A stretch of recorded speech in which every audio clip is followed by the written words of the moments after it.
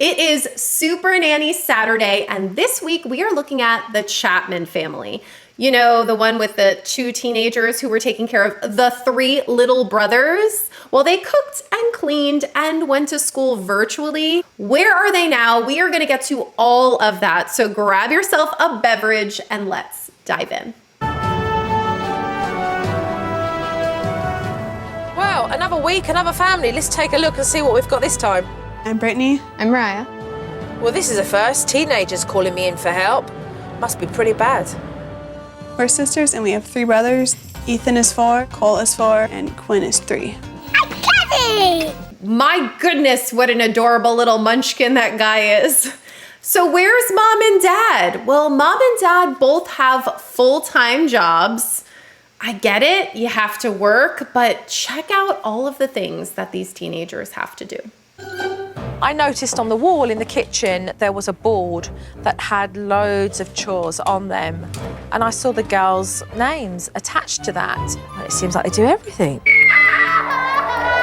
Me and Mariah are both giving up on school and giving up on a lot of stuff, and we don't want to be like that. We just want us to be happier family.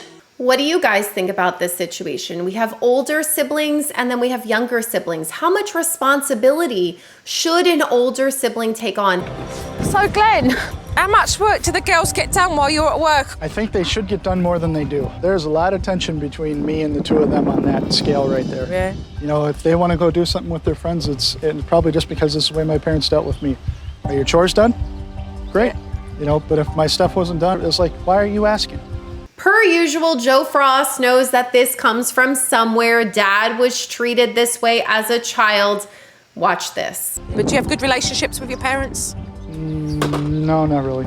Kind of estranged from my own family. You're estranged from your own family? Yeah, my mom was controlling to the nth degree. Well, I have to question whether Glenn's just stopped to think about that situation and how he's carrying on that same pattern throughout his own family. When a parent comes to me and they say, Kristen, you're a teacher, what do you think about technology? Should I let my kid play on their tablet? Or how many chores should I make my child do? Or should my child take care of my other child? How much is too much?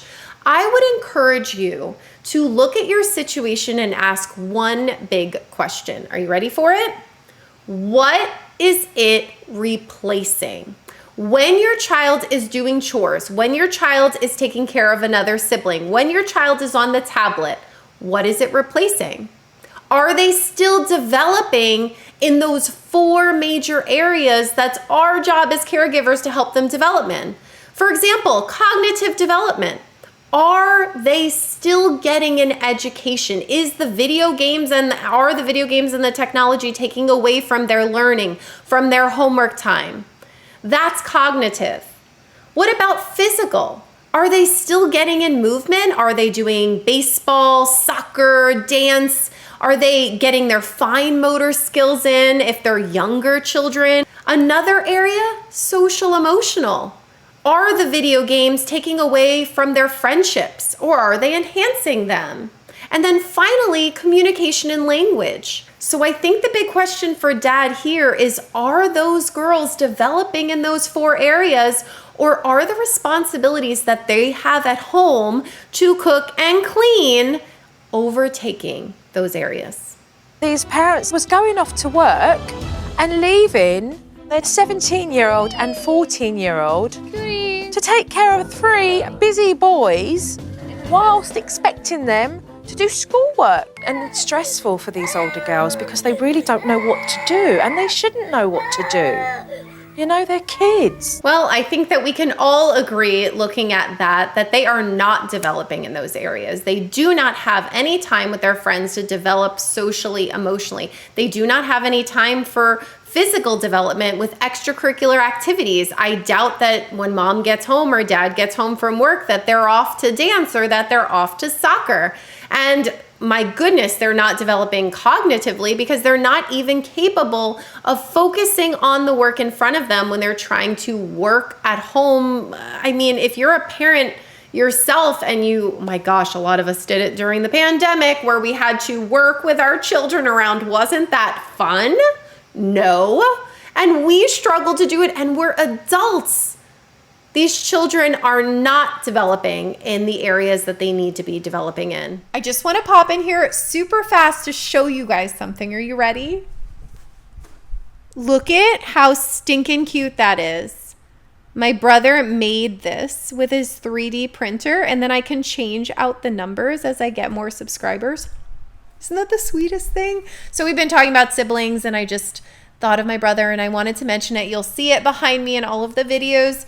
We're on our way to hit 500 subscribers, and once we do that, we're going to have a live stream. So thank you to those of you who love it here and that you've hit the subscribe. I'm happy to have you here. Okay. I'll start at the floors. Do the dishes. You just sit down, I'll get the books. Come here, Cole. But it just seems like they're never off duty.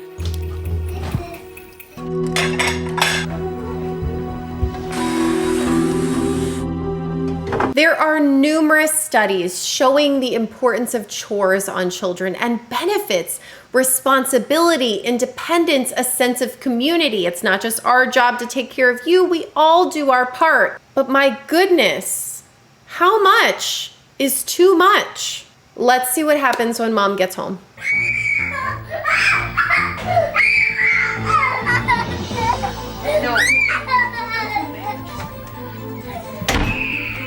So what's happened? I just set him on the bed. That to me was just crazy. Where Cole's trying to sleep and Brittany's trying to get Cole down to sleep. And now you've just gone and put baby in the bedroom. This is absolutely infuriating. They don't even get a break once their parents are home. These children are parents, and they never chose to be. This was not their decision.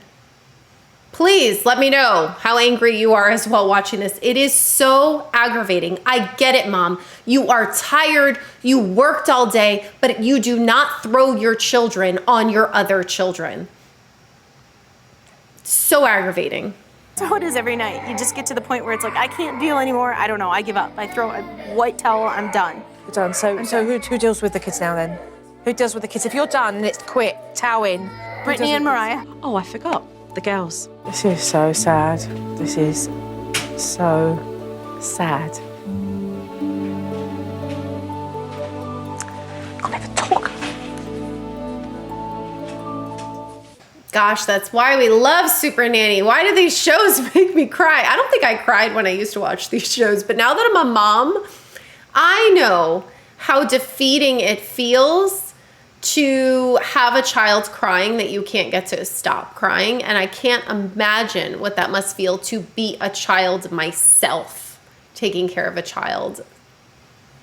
From this point, Jo takes over and she does the Jo thing that she does, right? She got her routine and her schedule. She delegates the chores. She even makes separate time for the girls to learn without being interrupted by their brothers.